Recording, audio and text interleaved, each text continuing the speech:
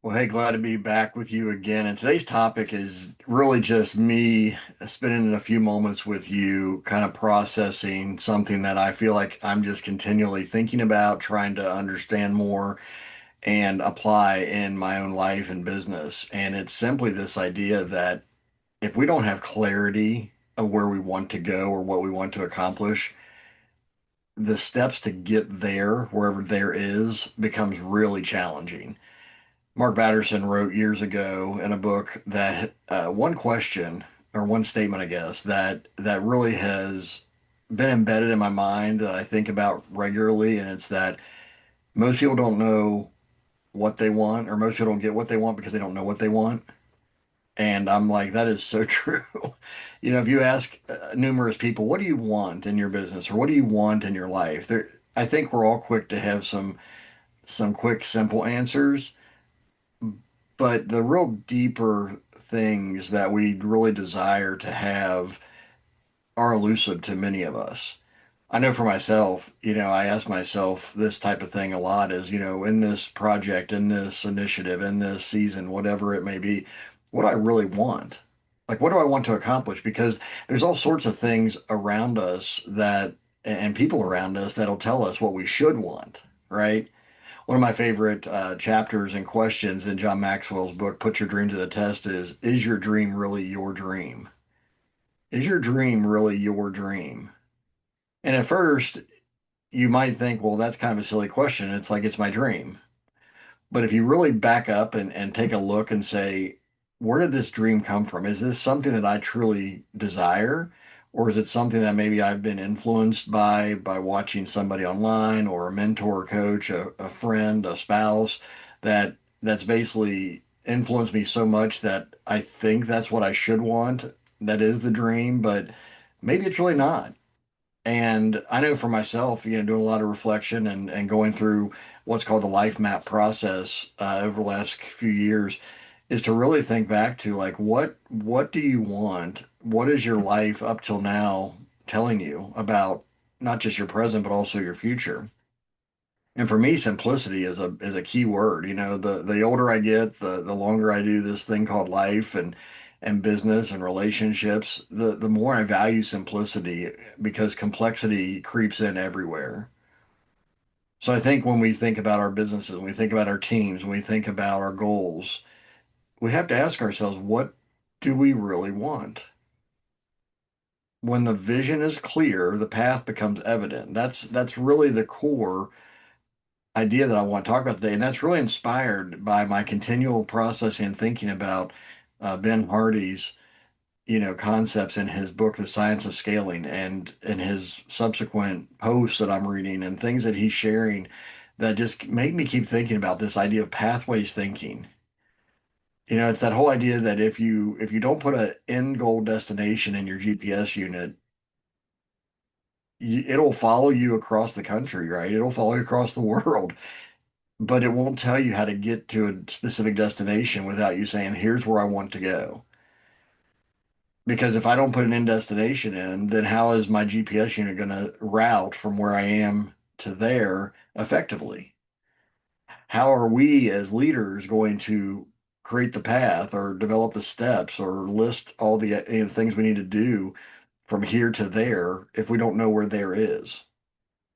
And I know for me, one of the challenges is that there is often a moving target. This week I might think there is one place. Next week I might think there is another place. And that just creates a lot of confusion, a lot of frustration, a lot of burnout because there's a lot of energy that's wasted. When laser focus really does powerful things for us. Because if you know where you want to go, then you can start to really define what are the steps I need to take to get there. But if you don't know where there is, if you don't know that end destination of where you're heading, it's really going to be a struggle. And I've lived it. I live it regularly. I have to remind myself regularly, focus on what you want to accomplish. This could be a small project, honestly. This isn't just a big dream.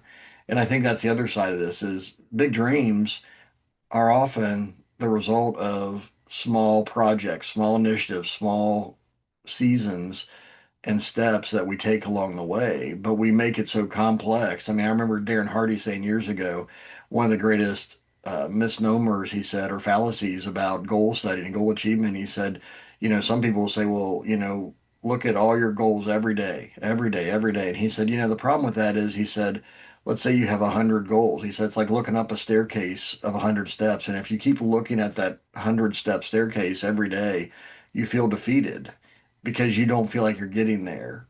But if you say, you know what, I'm going to climb these next 2 steps and then two more and then two more and so forth and so on, then it just changes your mental game. It changes that perspective.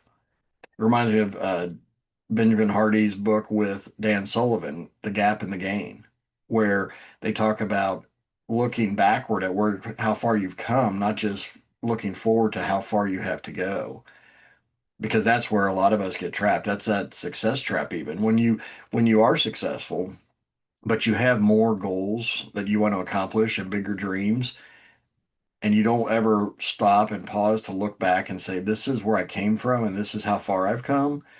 Even though, yeah, I have more and bigger, ideas of where I want to go, because that feels defeating if you're not there. And it's, once again, it's always moving. It's a moving goalpost, so to speak. But if you actually pause and reflect on, where am I today and where was I a year ago, 5 years ago, 10 years ago, you can really be encouraged and amazed at how far you've come. But very few of us do that. If you're a high achiever, high driver, type A personality, that's really not natural to you. And so I'm telling you, this is an admission, right? I'm bad at this, and I have to remind myself to be better at that, because it can feel very defeating when you have big goals, big dreams, big hopes, and you're not there yet. But the problem is I don't even sometimes define what there is, right? Like, I have these, I'll say, nebulous ideas, and that's the science of scaling that Benjamin Hardy talks about. He said, what could you do in 2 to 3 years that you might have thought would take 10? Well, he said the reality is that it takes focus. You would have to change a lot of things if you're going to take a 10-year goal and shrink it down to a 1 to 3 year goal. And when he asks his clients about this, they almost panic, because they think, well, so much would have to change. And he said, that's the point. You can't keep doing the things you're currently doing many times if you're going to go after the next thing, the big dream, the big goal that you have. So when that goal becomes clear, then the path starts to become evident. But we have to do that first work of getting clear. We have to know what we want. We have to define it. We have to nail it down and really embrace it and say, you know what? I've got to shut a lot of other things out. If this is the thing that I'm really going after, then I'm going to have to say no to a lot of other things. And that's, something I know that Benjamin Hardy references in his books, and I've heard it before, that Steve Jobs, I mean, that was one of his biggest things at Apple. Was, he said, the things I'm most proud of are the things we didn't do, because they had so many things they could do. They were a very innovative company. They still are. But he forced them to go from way too many scattered projects and products, and said, let's focus on these few. And when they focused on the few, that's when Apple really truly exploded and became what we know Apple to be today. It wasn't doing 300 things, it was doing three or four things. And that's tough for us, right? That's tough for us to kill things off that need to be killed off. I forget who said it, but they were referencing the idea of editing in your writing as an author, but it said you have to kill your darlings. And it's like, that's the hard thing. Many times, many parts of our projects, whether it's a book that we're writing or whether it's a project in our business that we're doing, there are things that we may kind of fall in love with, that we want to include in the thing, that we have to say, you know what, that's just extraneous. It's too much. It clutters things up. It's not simple enough. It's not focused enough. So I want to encourage you today to really think about, especially, right now at the time of this recording, we're heading into another new year. And, you know, that's always a significant milestone and mile marker for us to think about, not just where we've been this year, to look back and do that reflection, which is good to see what we've accomplished and see how far we've come, but also to look ahead and say, okay, over the course of the next 12 months, what do I want to accomplish?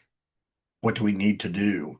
What is our end goal? What's that destination that at the end of the next year, if we accomplish X, Y, or Z, we will be able to not only move the needle in our business and our lives, but also we would really feel good about that because we focused on something worthwhile. When your end destination becomes clear, then the path to get there becomes more evident.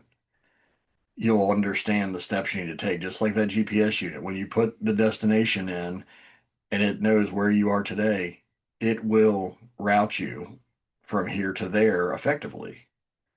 Our minds are the same way. If we aren't effectively defining where we want to go, what our goals are, how in the world can we define the steps to get there? Any path will take us there, but not really because we don't know where there is. It'll take us somewhere. It'll take us somewhere, but will it take us to truly where we want to go? And here's the thing, if we just kind of go on that meandering path to somewhere, it may take us way off course from where we truly wanted to go. And we have to do a lot of backtracking or completely changing our path to get to where we really want to go from that other new destination of where we are. So we have to really think about this. Do you know where you are? Like define, like here I am, right? You can write that down. Like here we are with facts, right? Whether that's personal or professional data. Here is where I am. Here is where I want to be. Here's where I want us to be. Now, from here to there, what needs to happen? What are the steps we need to take to get there? And also, you have to be willing to say, you know what? Along that path to get from here to there, there's going to be obstacles, there's going to be challenges, there's going to be setbacks, there's going to be delays, there's going to be um, just unexpected things that come up. And that's when your perseverance and your persistence is tested. Are you willing to go through, to overcome those obstacles, to fight through those challenges, to find a way around or over or under that you just have to do on that path from here to there? When the vision is clear, the path becomes evident, but we have to get a clear vision first. I hope this has been helpful to you. I know that once again, when we get stuck in our own heads, it's really hard to figure this stuff out. And that's why I love coaching because for me, I know what I can do to help other people and I know what I need help with. So if you need help to really clarify your vision, to say, you know what, where do I want to go with whether it's a business, personal, professional goal, whatever it is, where do I or we want to go? What are the priorities that we have to make in order to get there? And then when and how are we going to get those done? If you want help with that, then go to McClureCoaching.com and click on the button to apply for a free strategy session where we'll sit down and I'll help you think through this and develop a game plan. And then if you feel like, I could help you in that ongoing process of working through it, then we could talk about what that looks like, whether it's for you personally or for your team collectively. But the reality is, honestly, doing this alone is really hard. Um, I so appreciate the coaches I've had, the people in my life that are mentors and peers that can see things differently around me because it's so hard when we're stuck in our own heads and just thinking on, trying to figure it out on our own. So if I can be of service to you, check out McClureCoaching.com. Would love to set up a time to chat and help you work through that. And I just really hope that you will truly take some time to sit down. This is an investment of your time to sit down to clarify your vision.